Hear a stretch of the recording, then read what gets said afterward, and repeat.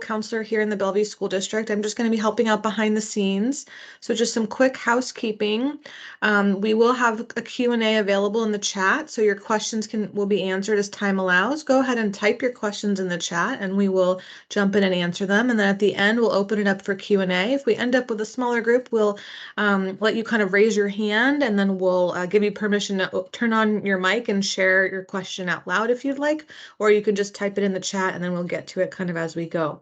So with that said, I'll go ahead and turn it over to our presenter. Thank you again for being here and joining us. Yeah, happy to be here. Thanks, Sarah. So we are a small group and half of you are students. So I definitely want you to get what you want out of this session. Will you write in the chat if you're a junior, if you're a senior, if you're a sophomore, if you're a freshman, or if your student is, I just want to make sure I'm getting your questions answered, and you should definitely ask whatever is on your mind. But I think whether you know a lot about these tests or very little, I think you're going to learn something nice today. So let me share my screen with you. Thanks for your patience. All right. How does that look? Can you see that? All right. Looks great. Awesome. So this is where you are. We're going to talk a lot about SATs and ACTs. My name is Molly. I'm one of the owners of Prep Northwest. You can see at the top. And we've owned the company for 19 years. And this is what I do full time. So you're in very good hands. Happy to be whatever resource I can be for you. Today, we're going to talk about some changes that have happened with the tests. Everyone wants to know, should I take the test or not? Some of you might not know much about even what's on it. I'm going to just give an overview of the tests. When you might want to take the tests, and then some tips and best practices. And like Sarah said, happy to answer any questions either along the way or a few minutes at the end. Just want to start with test scores are just one small piece of a lot of great information about you. So you've probably heard this piece of the pie is actually getting smaller and smaller. So that's exciting. And I think this part of the pie held a lot of weight for students, 5 years ago, and things have changed. So take a nice deep breath, focus on all of these things, really your GPA, but for the next 20, 30 minutes, I'm going to help you really feel comfortable with this part of the pie. So let's talk about some of the changes. The biggest change is that the SAT is going digital. And I am not looking at the chat. So Sarah, let me know if people have shared, if there's a majority of students that are freshmen, sophomores. So the test is going digital, and that is happening soon. So if you are a sophomore right now or younger, your PSAT in October will no longer be a paper option. You will have a digital PSAT test. And then in the spring of your junior year, if you're a sophomore right now, or spring, most likely March 2024, a paper version will no longer be an option. It will go digital only. So that means current sophomores or younger, this will affect you. Sophomores, you get to live in both worlds. You can avoid the digital if you'd like to. You can take both if you'd like to. Freshmen and younger, you have no choice. You're just digital, and juniors and seniors, you're just paper version. So now that I've introduced that can of worms, let me answer a couple of questions. The test will not be at home. The new SAT starting next year basically will still be in test sites and at schools. It will be on a laptop. The College Board created an app that has the whole test on it. So you could bring your own laptop or even iPad, but you can't use a cell phone. The SAT will be shorter. The reading passages, it'll just be one paragraph with one question, or maybe two paragraphs, but only one question. So a little bit less reading. Currently on the SAT, there's a section where you can't use a calculator, but on the new digital test, you can use a calculator the whole time for math. It will be adaptive. It's still going to be a verbal score to math score. The first half will be verbal with 2 modules. And the first module, everyone has the same version. The second module gets either harder or easier, depending on how you did on the first module. Then you take a break and you'll have math. Same thing, 2 modules. The first one, everyone does the same. The second one depends, what set of questions you get will depend on how you did on the first one. You'll get your scores in days versus weeks, which is nice. If you qualify for accommodations like extended time or enlarged print or a reader, the digital SAT will provide all of that and actually in a more user-friendly fashion. Scores will be the same. Of course, we all have a grain of salt with that, as you're probably thinking the same thing I am, but that's what the SAT said. The College Board said they will create the bell curve to be the same standard. And the ACT is going to remain a paper version for now. Just because I know it's on your mind, some very cool features about the new digital SAT is there will be a countdown in the middle. It'll be so nice for you to have, so you can see exactly how much time is left. You can bring your own calculator if you'd like, but they do provide a calculator, a graphing calculator on the app. You can use a highlighter feature, which is such a bummer that you can't use on the paper version. They have a notes where you can annotate and make little notes to yourself anywhere you'd like. You can bookmark a question to go back to it easily. You can cross off answer choices or uncross them off. You're allowed to bring pencils, pens, your own calculator, scratch paper. That's the digital SAT. Maybe you didn't even know that was coming, but there you go. Some other changes. A few years ago, there was talk about doing an online at-home test. That is not happening. All of the breaks are there. There's no at-home version or even in the works. Maybe you've never heard of SAT subject tests. A few years ago, they dropped these. So if you were worried about it, that's not even an option. Yay, one less thing to do. And the SAT dropped the essay quite a while ago. There was a handwritten essay that you had to do. The ACT still offers the essay section. I'm not sure why. Schools are not interested. Don't bother signing up for that. And the ACT years ago, right before COVID, they were so excited about this section retesting. So if you did hear about that, if you took an ACT test and you wanted to take it a second time, you could just take 1, 2, 3, or the whole test again. But you could just take one section. But they stopped all of that. So if you were wondering when that's coming, it's not. All right. So should you take this or not? I did just want to state what is the truth. Only 16 schools are now requiring you to take an SAT or ACT to apply. So Georgetown is one, MIT is one, the Air Force Academy. These are the only 16 schools. All 8 Ivy Leagues are not requiring you to take this test right now. That might change. They have had quite a few applicants. They still sometimes can look at a score, but all schools in Washington do not require them. So, should you take this or should you not bother? I'm guessing most of you are on this call because you're thinking you're a yes, but let's just chat. Sure, why not? In fact, the Bellevue School District does offer an in-school test day this year for juniors. It's March 22nd. You don't even have to register for that. You just show up. You're already registered basically, and it's during the school day. So you have nothing to lose. Why not go for it? Also, your scores are your scores. So like medical information, that's your property. That's your business. So you only share scores with permission. So that's nice. No one has to see them if you don't like it. The third bullet, yeah, you don't have to share if you don't want to. And another reason you might want to take it is that for some students, it actually can help you with some of the scholarship opportunities or placement opportunities. So I know some ROTC students who definitely want to take it for scholarship. But maybe, you know what, you can take this off your plate. If all the schools you're looking at don't require them, if you already have really strong features in other areas, if your score, they say about the middle number on the SAT is about 1,000 and it's about a 20, 21 on the ACT. If you're scoring under those middle numbers, it might be, you might want to shine in other areas, put your time and energy into other areas, or maybe it's just too much stress and you can take it off your plate. So if you are in the yes category, if you're thinking, I think I'm going to take the test day one, I just want to get a nice confidence boost, or maybe I'll take a second one, and why not? I'm kind of a good test taker. You might be wondering, should you take the SAT or the ACT? You can see this third bullet, schools have no preference. So it's not really the most fun thing to do, but the best way to answer this question would be to take a practice test in both. So if you've already taken a PSAT, maybe that's your introduction to the SAT, so you might want to try a practice ACT. Schools really, I promise you, have no preference. This is one area of the application. If they were looking at it, they just want to look good anyway. You know, if they are reporting numbers like these, they want to look good. So they're rooting for you.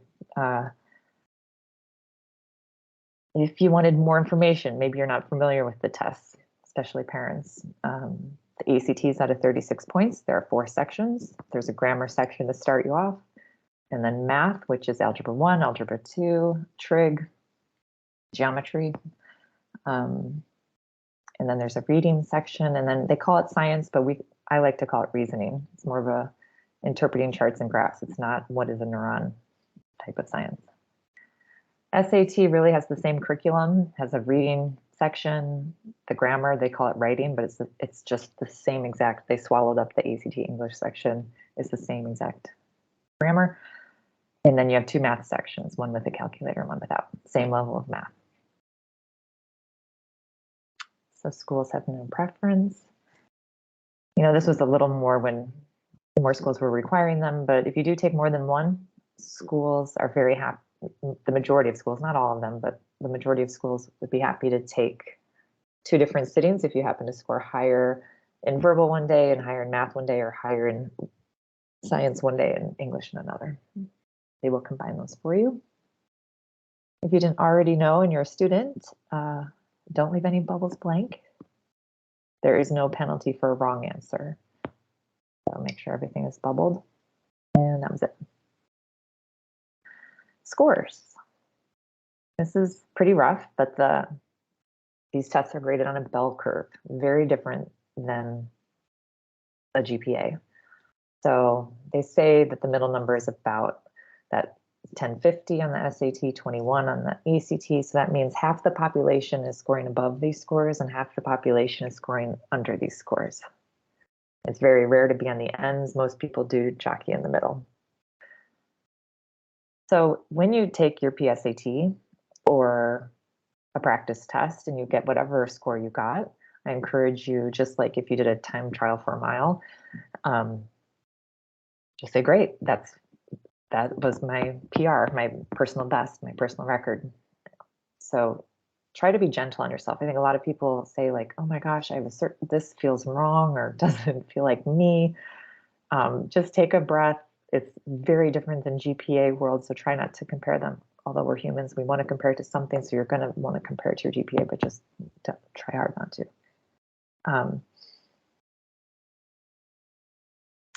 So hope I'm not going too fast. If there are questions, this is your time. Please ask questions. So when should you take the test? Well, juniors, you're looking at our next opportunities, for the ACT coming up this weekend, or in a week from Saturday. And then April, June, July, and then as you become a senior, September, October, December. Or if you're a junior, you might be thinking, well, I could play early, September, October, December. It's going to come back again, February 2024. SAT, March, May, June. And then there's an August version, and then October, November, December. Those are all the paper version options, and then the paper version will no longer be available. The July and August I put in purple because those are offered when school's not yet in session, and so many test sites are at high schools that there are very few seats available, which is a bummer because most families look at that like, maybe that would be smart to just not do it during the school year. If that is you and you really want to take an August test or a July test, it's kind of like signing up for a college course. You just have to kind of sign up right away. They fill up quick. So if you're a sophomore or younger, you're going to get to take the digital PSAT in October. And they usually have a test date, but for the digital one, they're letting schools decide. So it's going to be different days for every high school, but it will be in October 2023. May tests happen the first couple weeks of I'm sorry, AP tests happen the first 2 weeks of May. If you're trying to balance, what's going on in your life and when you might want to take these tests. The plan is to practice ACT. Sometimes schools are offering that in the spring. So when you're thinking about your schedule, please don't worry about anybody else's life. You do whatever is right for you. Let's say you want to take the test and you want to take it junior year. There's a group of people that want to take it early. That might be you. It's a smaller group. The majority of people end up taking it in the spring of junior year. Some people take their first test in the fall of senior year. It's all fine. They all count for admissions. It doesn't matter when you take it. Just do what's right for you. So if you are someone who is thinking ahead and you really want to take it early, then you should. If that's not on your mind at all, then you shouldn't. So parents, if you're on here, but your student is not on this call, and you're thinking, like I would think too, you should really maybe check this off so you can do other things with your life. Maybe sooner is better. It matters a little less what we think right now. So really talk to your students. And if they have an opinion, I would follow it. Their voice in this decision really can pay off big. So I would listen to them. If you do want to prep, if you want to do full prep, it's usually about 2 months, 2 to 3 months. And if you do want to take it twice, you could take either of these tests 7 times a year. Some people do take it twice because of that super scoring opportunity, but really be gentle on yourself. It really is irrelevant what your buddies are doing. You just do what's right for you. You're going to apply to the schools that are right for you, and you're going to contribute to the planet in the way only you can. So just you do you, and pat everyone else on the back. They're patting you on the back. All right. So maybe you're here because you want some tips. So I am going to give you some tips. Actually, I'm curious. In the chat, why don't you write just for fun, just swing the bat. There's no wrong way to do this. Do you think it's more important on the SAT and ACT to finish the test or to be accurate? So just take a guess. Do you think it's more important to finish or to be accurate? So you can just put it in the chat if you want to play. You don't have to play, but this is life. Whoever participates gets the most out of it, right? So maybe you shout it out in your room by yourself. Is it more important to finish or to be accurate? It kind of feels like a trick question because both feel kind of important, but I'm here to tell you SAT and ACT, it's more important to be accurate. These tests are designed in a way where you don't have enough time to finish. That's very normal. So all of you who've taken one before and had that experience, nothing was wrong. That was perfect. That was fine. It's designed to be longer than you could, than is normal to do in the time allotted. There are questions that are really challenging. They really want that big, big, big bell curve because this is a common test that people are taking all over the world. And even the 700s, people who are strong in a certain area, if everyone just got the same score, if they all got an 800, it just wouldn't serve its purpose. So even the best of the best needs some variation, right? So I'm here to tell you it's okay to not finish the test. Bubble everything for fun, for luck, before they call time, but it doesn't mean you give your heart to every question. So that means how to help your accuracy. Let's talk. Yes, you want to understand the content of the test. So there are grammar rules you want to know. There are math formulas you want to know. But the biggest thing that's going to help you is how you take the test. The third pillar is, of course, your mindset. So some people, the big picture, or can feel like there's a lot of pressure or anxiety. And parents, this is where you can help a little bit. So maybe put a little less focus on an exact score, and it would really actually help your students score even higher, which is true. So yeah, at home, if you hear people talking, if the cousins are talking about their scores or your buddies are talking about their scores, I know it all feels kind of vulnerable. Everyone's talking these days. Remind your students, remind each other, you know what, we're all good. I'm doing me and I'm doing great. So try to keep yourself relaxed, but I want to help you with a couple of tips for behavior. I already mentioned slow down. So that's number one. If you slow down a little bit, read every word kind of with your finger, you're going to help yourself keep more points. I promise you. The wrong answers are very subtly worded where they pull us to believe that they're correct. But if you're reading every single word all the way to the end of the answer choice, it will help you. The second thing I think you should do is write all over your test. Circle keywords, cross off wrong answers. The more your hand is moving, the more your brain is moving. So that'll help your accuracy. And I also believe your posture matters. So you can do this right now. Move to the front of your chair, put both feet on the ground, and put two hands on your desk. That's how starting position should look. It helps your bodies and communicate to your mind, we're ready to go. You can keep track of everything because a 3-hour test, you do need some endurance. And if you are prepping, you will probably see something like this. You'll take a PSAT or just a test out of the gate and just be glad you did that. Good job. You'll learn some things about the test and your score might go down. And then you'll take a third one and our program has 4 tests, so I'm using 4 tests, but this is what we typically see. Baseline, dip, higher than the first, higher than the third, and then the real one is the highest. Why would your score fluctuate when you're practicing? Kind of like learning the guitar. It can feel kind of awkward, even painful to do something new. And so sometimes it just takes a little minute, to play with both hands. If you get the metaphor of kind of a piano or instrument or something.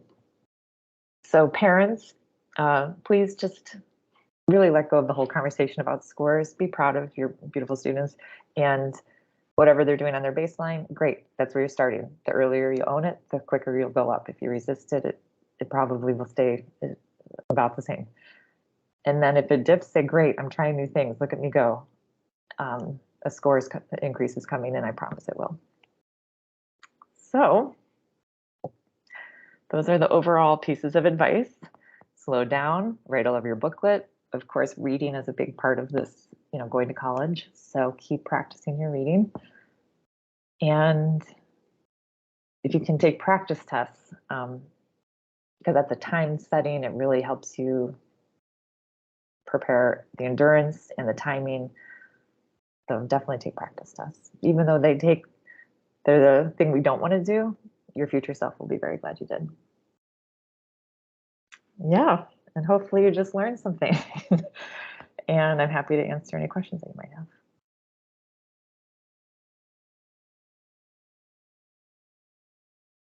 I guess I should say, Sarah, were there any questions? I actually can't see the chat right now.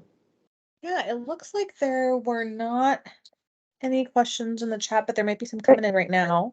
There was one question about the SAT school day.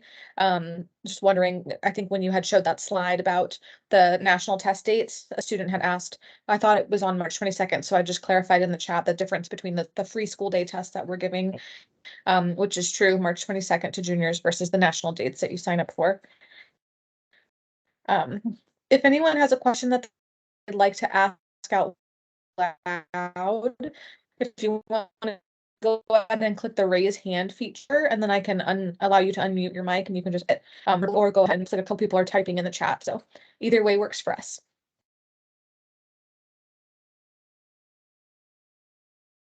Okay, I have one question. How long after the ACT do scores usually come back? It can take about 2 to 3 weeks. So you will get your scores online. Everything is online these days. And that's how you're going to send your scores when you're a senior and applying to school. So you're going to want to log back into your account. So the College Board offers the SAT. You have to create an account, make a password that's easy for your family to remember. You're going to get in there a lot as a senior. And then ACT is the ACT companies, actstudent.org. You have to create an account with them. But all the scores are going to come to you electronically, and they're going to be sent to schools electronically. You. And we have one person with their hand up. All right, I'm going to go ahead and give you permission to turn your mic on. Should just take just a second here. All right, Pallavi, you should be able to unmute and ask your question. Good evening, everybody. So I had a question like for the schools which do not require the SAT scores, how would the admission process be if multiple students are applying and few of them submit their SAT scores while others do not? So will they be judged on some other criterias as well? The majority of, that's a great question, and thank you. And I'm sure other people have this question too. The majority of admissions, and Sarah's probably even a better resource than I am, is going to be everything else that was in that beginning piece of the pie. And let me kind of just do some clicks here. And they're going to be looking at GPA quite heavily. They're going to be looking at all the other things your students are up to. Yeah, to me, because I've been doing this for so long, that is my biggest question. You know, how do you compare a GPA from all these different schools, and how there is no universal, if there's not one universal sort of look, it is hard. Not that standardized tests are, that end all be all, but schools are getting more applicants, and it is interesting how they're going to figure it out. And we'll learn over the next few years or decades how that's all going to play out. But right now, like UW, if you, let's say a whole bunch of people do share their scores. Right now, there's only one admissions officer who even has access to looking at those test scores. And they said that they looked at very few this year, the people who are waitlisted, people who are really on the fence. They just wanted to kind of see, but it wasn't as big of a factor as it used to be. They're trying harder to, I don't know how UW is going to handle it because they did just start the Common App. They're getting way more applications than they ever have. So